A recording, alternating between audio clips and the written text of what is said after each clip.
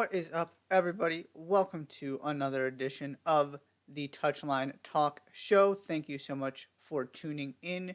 Be sure to hit that subscribe button so you don't miss any of the content I put out on YouTube every single week. The Champions League knockout stage finally kicked off, except we're in one of those very rare situations where there is a league game that is going to take precedence over the Champions League. Almost never happens, but that is the situation we find ourselves in. So, first, we are going to address what happened at the Emirates on Wednesday. Manchester City 3, Arsenal 1.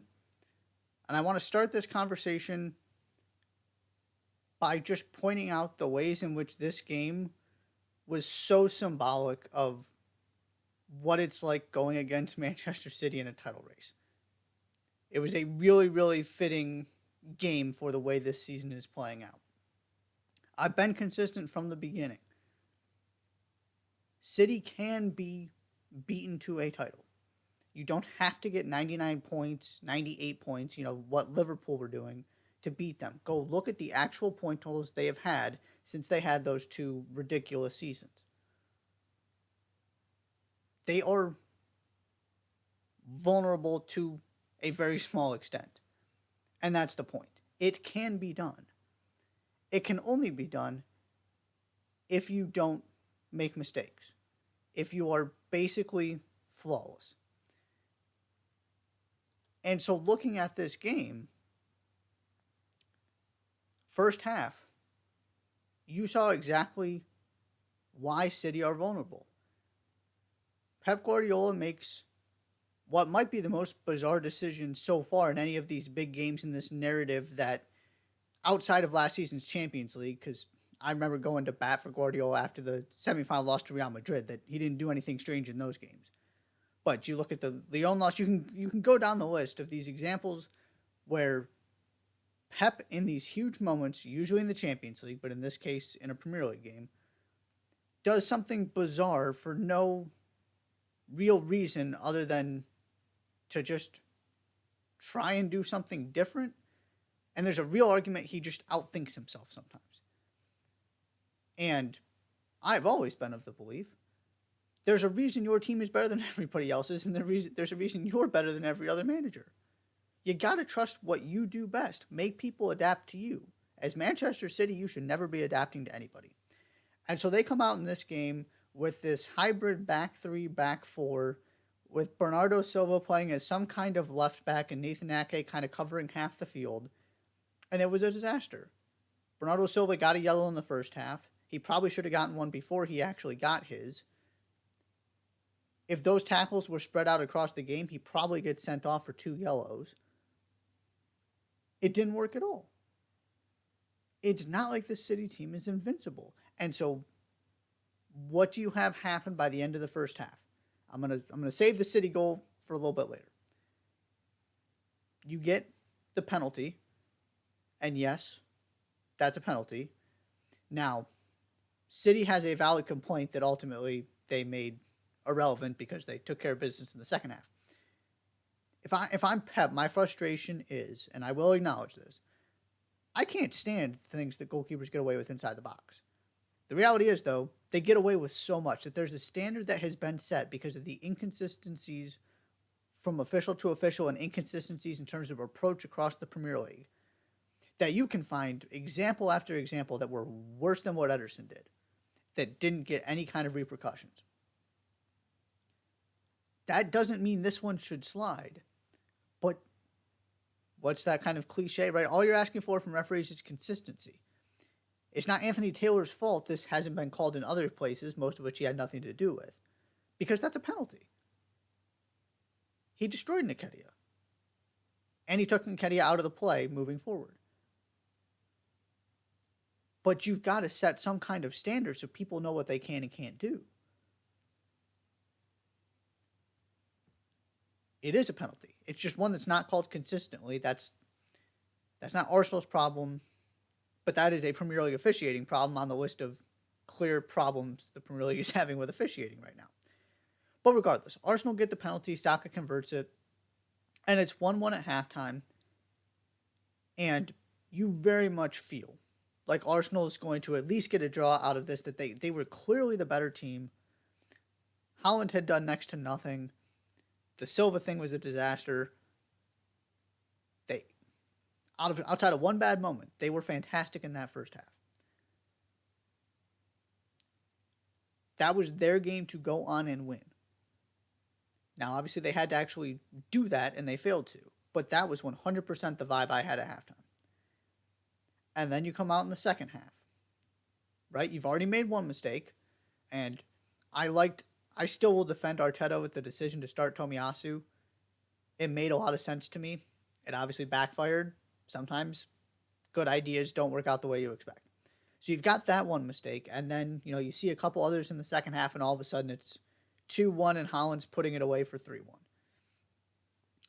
I saw my color Ted also pointing out the missed chances, specifically Nketiah, who got himself into good positions and just couldn't finish. It's not like Arsenal looked completely overwhelmed or that they didn't belong on the field or that the moment was way too much for them from a playing standpoint. They didn't get played off the field. They beat themselves, which you could argue is a different kind of version of being overwhelmed or not prepared because this team hasn't been here before. But that's the story here. They have shown throughout these last 3 meetings with City in particular, they're right there. They can go toe-to-toe with City. They don't get outplayed. The question is, are you going to make the mistakes that are going to allow City to take advantage? Because, by and large, they don't make them. And they set the bar so high that you have to be able to match it. And if you're not able to match it, you are not going to beat them over 38 games. That's what you saw in this one. Arsenal showed you in the first half. It can be done. City can be made to look kind of disorganized, unsure of themselves. You can get at them. You can outplay them. But you have to do it time and time and time and time again. Because they're not going to go away. And so now you're back into this situation where, yes, technically City are on top of the league table because of goal difference. Yes, Arsenal still have the game in hand. And so this has gone from, and this was always the question with this game, were we going to leave with this being still Arsenal's league and Arsenal's title to lose because you're 6 points clear, you haven't lost at home all season, and you have a game in hand? Or was this going to be, we're kind of back to square one with the title race, and if it's square one, you're going to pick Manchester City?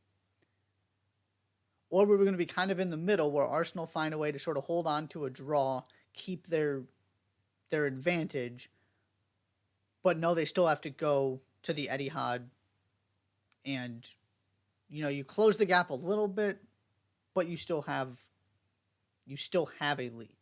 That was the question here. Which of those was going to happen? How are we going to feel about this title race after this game? And at halftime, I thought we were going to be talking about Arsenal reestablishing firm control by winning this game. I really did. Maybe it's just my blind faith in what I've seen from this team because I just refuse to stop believing in them even during this run. But the problem you're now facing is you gave yourself that cushion so that you didn't have to be perfect the second half of the season. Manchester City made way more mistakes in the first half than Arsenal did. They were better than they even needed to beat Manchester City. The problem is you only did it for the first half of the season. But you gave yourself a couple slip-ups, a couple points that could have been dropped off of a missed VAR call against Brentford. You gave yourself a sort of strange situation you walk into at Goodison with Sean Dyche taking over for the first game and kind of this new manager bout, wave of energy that you've got to come up against. That margin was built into the second half of the season. You even gave yourself enough of a margin, thanks to Manchester City losing to Spurs, to not take all 3 points at home against Manchester City. The problem is you've now used all of those up, and it's February 15th. There are only so many mistakes you get when you're playing Manchester City and when you're chasing Manchester City and when you're battling Manchester City. Arsenal had too many of them in this game, and they've had too many of them early in the second half of the season. And so we're at a point now where this game, or this league, is now in both of their controls simultaneously. Arsenal can still end up with have more maximum points available. If they win their game in hand and they don't lose at the Etihad,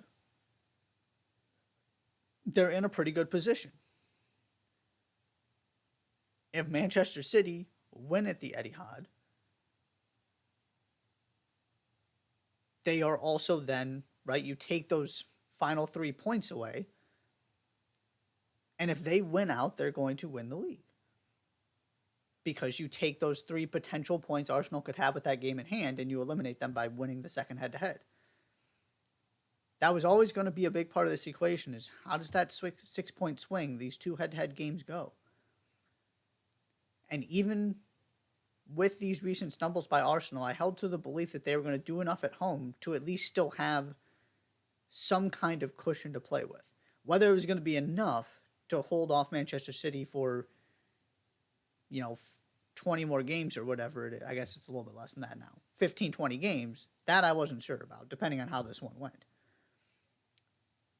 But now it's gone. Unless you can get these 3 points back at the Etihad. And the other part of this is, if you're Mikel Arteta, you still got to just keep drawing from the fact that you're beating yourself. That there are no issues that need to be solved. You just made too many mistakes. And I would rather have that issue than feeling like you just don't have what you need to win this league. I still think Arsenal have shown time and time again, from a player to player, from a talent perspective, from a performance perspective, they have enough. The question is, can they get that version and not the version that makes 2 or 3 big mistakes week in and week out, and in the games where they really need it the most? Because the thing I've been harping on, the thing that crushed Arsenal last season, was that everything got compounded. It was never a loss. It was never one disappointing draw. It was, 3-game winless streaks, back-to-back losses. Go look at the points they dropped last season. They were all bunched together. And that's what they've done such a good job of this season. I believe they had a loss and draw combination, one of which was the Europa League game that just didn't matter that much at the end of the day. I'm not worried about that. But right after that, Manchester United loss. Bounced right back. And now it's been, kind of this strange, you got the FA Cup loss in there, but lost to Manchester City, lost to Everton, draw to Brentford, lost to Manchester City. 8 points dropped in 3 Premier League games. This is what Arsenal could not afford. And so now you got to go do it all over again.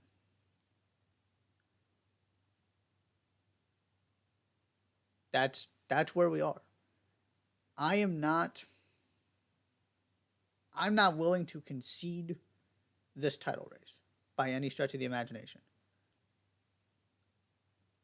City have had too many bad performances, have struggled too much at times for me to be convinced they're going to go, reel off 10, 15 straight wins. They obviously can. But don't forget, this is a team that just lost to Spurs not too long ago. And this is a team that played Bernardo Silva at left back in this game. And then had to undo all of that to actually get this win.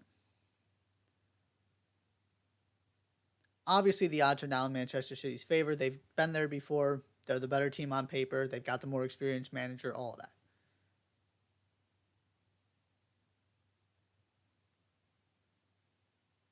But there's also an interesting aspect to this, which is now the pressure's on Manchester City again. Because now all of a sudden Arsenal are the underdogs. And they did such a good job dealing with the pressure of being the front runners and the people that were expected to go on and win this thing until it all came crashing down here. Maybe it kind of all turns around. And now that everybody expects City to win the league, it kind of goes back into Arsenal's favor. My rule generally with title races, I talk about this in the Bundesliga a lot, where I start to lose optimism that a team can hang with the favorite, the Bayern, the Manchester City, is when they are actually behind them in the table. Which seems very simplistic. And obviously, just because Bayern were down, 7th, 8th, somewhere in the Bundesliga table earlier this season. It's not that I actually thought somebody else was going to win the league. But I can make a more compelling argument when you do have, points to play with, when a head-to-head game isn't going to really damage your hopes. It's part of the problem that you're going to have in the Bundesliga right now is, okay, Union Berlin's right there. Union Berlin already got their home game against Bayern. Now you're asking Union Berlin to go at least get a point on the road against Bayern. It's a different conversation. If they were up 4 points, you can lose that game and still be leading. It's the difference between having something to hold on to and having to go chase something that seems impossible because you're going up against this giant, right? The first step is you have to actually believe you can do it. And I think so much of that comes with actually seeing a tangible, and maybe I'm overemphasizing this, putting too much stock into it, but I really think this is the thing. Being able to see your name ahead of theirs on the table. And Arsenal still have the opportunity for that because of this game in hand. They are still in control, just like City is in control. Because there's this game in hand, this game between them that either of them could win. They're both in control of their own destiny. So I do feel like this would have been much more deflating had it allowed City to not only go top of the table, because they're not top of the table on points per game, but to have actually built a lead again, where Mikel Arteta can't say, look, this is still completely within our control. If we win that game in hand, we have a 3-point edge. He still has that opportunity. Does that mean I think Arsenal are going to win? No. Am I more optimistic than most people? Probably. I am all in on this team. I expected there to be some stumbles in the second half of the season. I also expected those stumbles to be spread out enough because of how consistent they were in the first half, that it was never going to get to a point where they were the ones under pressure. That it was always going to be Manchester City can't afford to drop more points. Manchester City can't afford to drop more points, because even if Arsenal drop a couple here, drop a couple there, they're still 5 points ahead, 4 points ahead, whatever it might be. I didn't see one of these collapses, if you want to call it that, coming. So now you got to pick yourself back up and you got to go again. It's still there for the taking. I think we simultaneously don't give City enough credit for how difficult it is to just stay with them, and for the things they can do that just nobody else in the world can. I said this after what they did to Manchester United early in the season. I don't think that was on United. That was just City being brilliant. Now, they were not that in this game. And Arsenal certainly have individual moments and individual mistakes to point to. But City were really good in that second half. Jack Grealish is scoring important goals. Haaland is just a freak. And also, even the Tomiyasu mistake. Look at what Kevin De Bruyne had to do to actually execute, to turn that into a goal. Now, it's Kevin De Bruyne, so you're not surprised at all. You go, of course he's going to put that on the back of the net. It's not that easy, but he is that good. And so we just sort of take that part of it for granted. Well, also, not really. We take it for granted without sort of really recognizing what that means. And how incredible it is that, oh yeah, that chance fell to De Bruyne. It's in the back of the net. Those two things kind of go together, which makes the City conversation really interesting to me, and why I get frustrated sometimes, because I think we make it, like many things, we make it black and white and it's gray. Yes, they're incredibly difficult to hang with. Look at Arsenal, were on pace to tie City's record for the most points in a Premier League season at the halfway mark. City have now, in a season where they have been bad, matched Arsenal's point total, a month later, maybe a little bit more than that. This game was exactly what this title race is going to be, right? Arsenal jump out, look really good. Now, they didn't go ahead in this game, but by the time it was halftime, they were level and on the front foot, more confident, looked like the team that were going to go on and win. But there's that second half to play.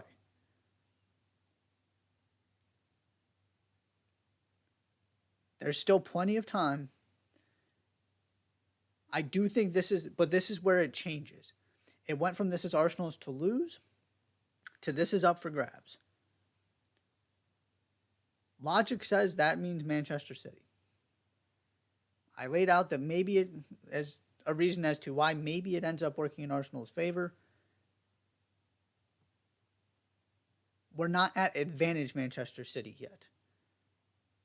We're back to square one. But it goes back to my general rule, and I think most people's general rule, if it's back to square one, you're going to go pick the team